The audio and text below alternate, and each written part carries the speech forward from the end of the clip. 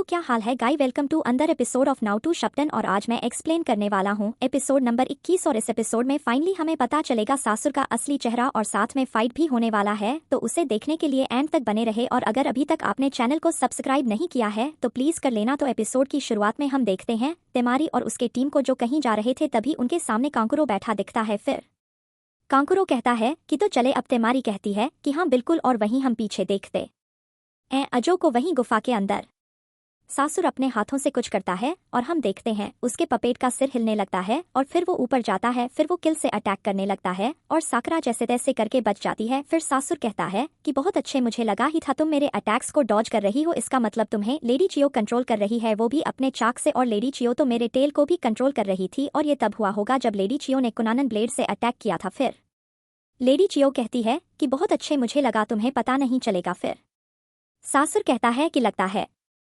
आप भूल गई कि मुझे किसने पपेट से खेलना सिखाया है। फिर लेडी चियो कहती है कि लेकिन अब तुम्हारा खेलने का टाइम खत्म हो चुका है। और तभी सासुर अपना मास्क हटाता है और उसे देखकर लेडी चियो चौंक जाती है और कहती है यह नहीं हो सकता, तुम तो अब भी वैसे ही दिख रहे हो। और हमें देखने को मिलता है सासुर का असली चेहरा जो बिल्कुल बच्चे जैसा था। फिर साकरा कहती है कि यह कैसे हो सकता है, मैंने सुना था कि सासुर 20 साल पहले ही विलेज छोड़कर चला गया था, तो ये अब भी बच्चे जैसा क्यों दिख रहा है। वहीं गुफा के बाहर हम देखते हैं रूट और काकाशी को। फिर काकाशी कहते हैं कि पता नहीं अंदर क्या चल रहा होगा। फिर नाटो कहता है कि बहुत हो गया, गारा को नीचे लाओ। दाई तारा सोच रहा होता है कि कुछ देर में सासुर अपना काम खत्म कर देगा। फिर दाई दरा वहां से जाने लगता है और यह देखकर नाटो भी उसके पीछे जाने लगता है और कहता है कि काकाशी सन से आप यहाँ पर रहकर साकरा की हेल्प करो, मैं जाकर उसे देखता हूँ। काकाशी नाटो को रोकने की कोशिश भी करते हैं पर वो नहीं रुकता। फिर काकाशी भी नाउट के पीछे जाने लगते हैं और फिर रेडियो में गाय से पूछते हैं कि उधर का क्या हाल है। वहीं गाय कहते हैं कि मुझे कहते हुए अच्छा नहीं लग रहा, लेकिन हमें थोड़ा और टाइम चाहिए। फिर हम देखते हैं नेजी को उसका क्लोन फिर नेजी पे अटैक करता है, पर नेजी रोटेशन का यूज करके बच जाता है और कहता है कि मानना पड़ेगा उनको, टाइम वेस्ट करने का यह सबसे बेस्ट तरीका है। उधर टिंटिन भी अपना स्क्रोल निकालती है और कहती है कि ये एनिमी के पास तो बिल्कुल मेरे जैसा स्किल है। वहीं ली भी अपने क्लोन से लड़ रहा होता है, दोनों में हैंड टू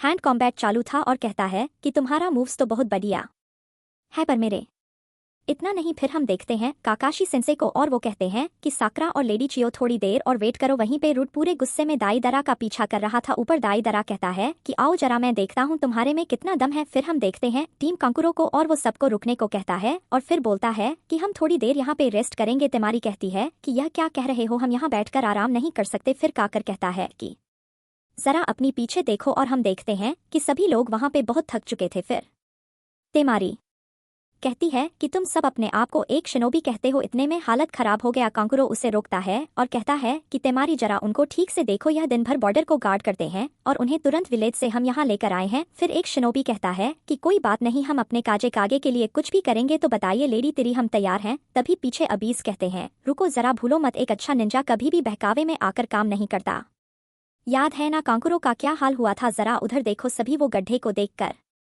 घबरा जाते हैं। फिर अबीचो कहते हैं कि इसे देखकर लगता है कि यहाँ जरूर लीफ निंजा और अकाकी का लड़ाई हुआ है, तो हमें यहाँ थोड़ी देर रेस्ट करना चाहिए क्योंकि हम ज्यादा दूर नहीं हैं उनसे और हमारी छोटी सी गलती के वजह से हम मारे जा सकते हैं। तो चलो मैं एक पुरानी स्टोरी बताता हूँ। तुम सबने थर्ड काज कागे के बारे में सुना ही होगा, वो सबसे ज्यादा पावरफुल काज कागे थे, लेकिन एक दिन वो अचानक गायब हो गए और पूरा शहर पागल हो गया। किसी को समझ नहीं आ रहा था कि अब क्या करें, हमारे बॉर्डर कमजोर हो चुके थे और एनिमीज हमारे विलेज के अंदर आ गए थे, लेकिन वो अगर आराम से सोचते तो हम अपने विलेज को बचा सकते थे। तभी वो लड़की पूछती है तो हम कभी काजे काके को ढूंढ पाए या नहीं। फिर अजो कहते हैं कि नबू ब्लैक ऑप्स ने बहुत सालों तक उनका पता लगाया, लेकिन आज तक कुछ भी पता नहीं चला। वहीं गुफा के अंदर लेडी चियो उसे देखकर चौंक गई थी। फिर सासुर कहता है कि आप यहाँ पे हो तो चलो एक चीज दिखाता हूँ। फिर सासुर एक स्क्रोल निकालता है और फिर वो किसी को समन करता है। उसे देखकर लेडी चियो घबरा जाती है और कहती है कि यह नहीं हो सकता। साकुर भी पूछती है कि क्या हुआ लेडी चियो। फिर लेडी चियो बताती है कि यह तो थर्ड काज आगे हैं, लगभग 10 साल पहले ही वो गायब हो चुके थे, इसका मतलब वो तुम थे सासुर। फिर सासुर कहता है कि हाँ वो मैं ही था, अगर आप रिवेंज लेने का सोच रही हो तो भूल जाओ, अब कुछ भी नहीं हो सकता। फिर लेडी चियो कहती है कि तुमने अपने विलेज को धोखा दिया है, इसका मतलब तुमने ओरोची मरु के साथ मिलकर फोर्थ काज काग को भी मारा होगा। तभी सासरी कहता है कि थर्ड